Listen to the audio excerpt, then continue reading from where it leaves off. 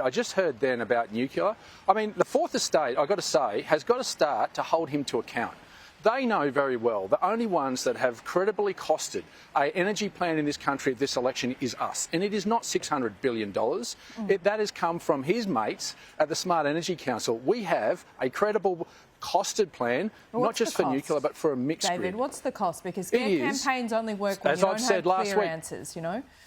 Well, let me answer this, Laura, because you people don't seem to listen. And I went to the National Press Club and I made it very clear. Our total grid, mixed grid, is $331 billion.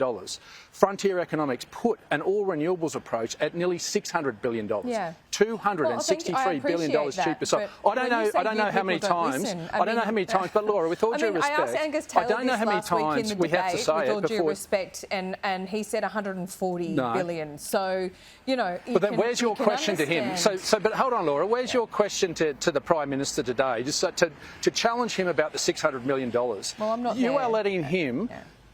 Well, with all due respect, that's what I'm saying. The Fourth Estate has allowed him to perpetrate lies through this whole campaign about $600 billion for a nuclear campaign that you'd never, ever put the frontier economics, the negative gear in. He's run away from that. And now he's politicising our national security about what was said and what was done and what was known about Russia. You know, I think it's time that the Fourth Estate holds this Prime Minister to account. He's had a desperate diversion to take away from the real issues of this country. He's got a real problem with the truth. And it is time that Australians understand that they are paying a lot more because of the ideology not meeting the practical reality. So we're continuing to talk about, and I'm not afraid to say about the costings, and I know the costings of our energy plan, but it would be about time that the Fourth Estate actually lived up to their responsibility and challenged him about much of what he has perpetrated there today. And he even talked about pharmacies. Yeah. Let me tell you, we didn't oppose 60-day dispensing. What we opposed was he wanted mum and dad, family pharmacists to pay for it. And in fact, what he did in the end is had to cut a cheque for $3.2 billion to make sure that those family pharmacists that he talked about that didn't close, they didn't close because he had to cut a cheque. Because I would have lost 340 family pharmacists that are the last line of primary healthcare defence in rural and remote Australia, because the doctors have taken their shingles away and they would have shut down because they couldn't afford to pay for it. And so this is where we just need some accountability of a Prime Minister that has a problem with the truth. And we need to be able to have a robust debate about policy detail. And I'm prepared to do it, as I went to the press club last Wednesday and made sure that I could articulate our costings for nuclear energy. But it's about time that the Fourth Estate challenge him on the lies that he is perpetrating through the media. David, do you really think he's not challenged? I mean, I look at we've had the People's Forum here on Sky News. We've had many marginal seat debates. I hosted the Treasurer's debate last week. We've had another Treasurer's debate. I mean, yeah, it is up to the Fourth Estate in many ways. We even send extra cameras in to make sure we not only capture the answers, but the questions. I mean, really? What more can the Fourth Estate do? Because I sense a great frustration from you this morning. No. Well, it's frustrating that you want to challenge and question me about our energy policy that we've had out for nearly 12 months now about the costings, detailed costings. And you talk about costings. The last time he went close to a costing was when he promised you $275 reduction in everyone's electricity bill. He's not talking about David, any modelling anymore because I've really needled a couple of Labor people on that in particular. Just because I can't get the right answers out them doesn't mean I haven't asked the question. Laura, my point is this. Over and over. No, but Laura, my point is this: that when he perpetrates a direct lie about a $600 billion cost for our energy grid, and there is no challenging of him, he is allowed to espouse that without any journalist challenging that.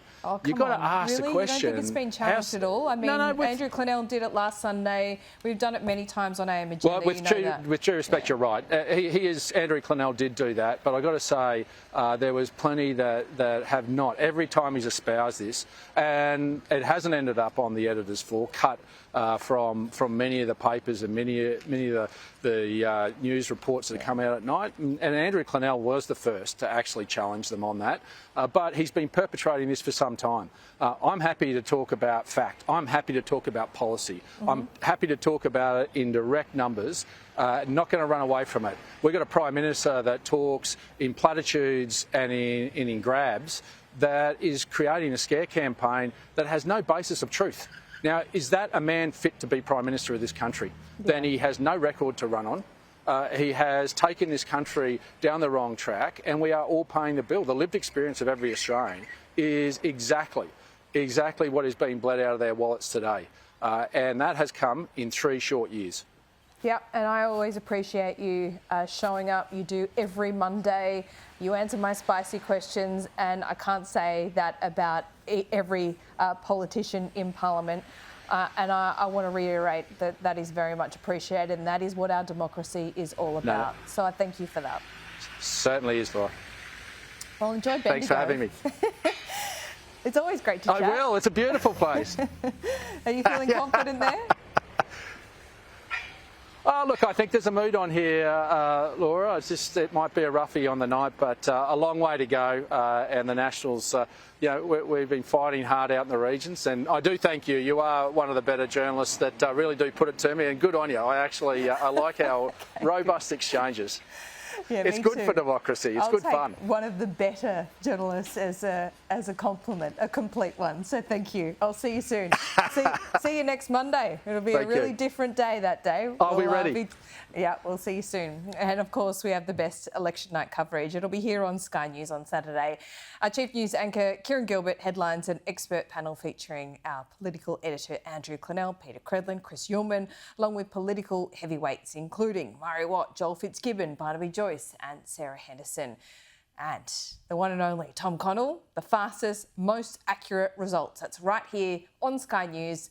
Our coverage begins at 5 p.m.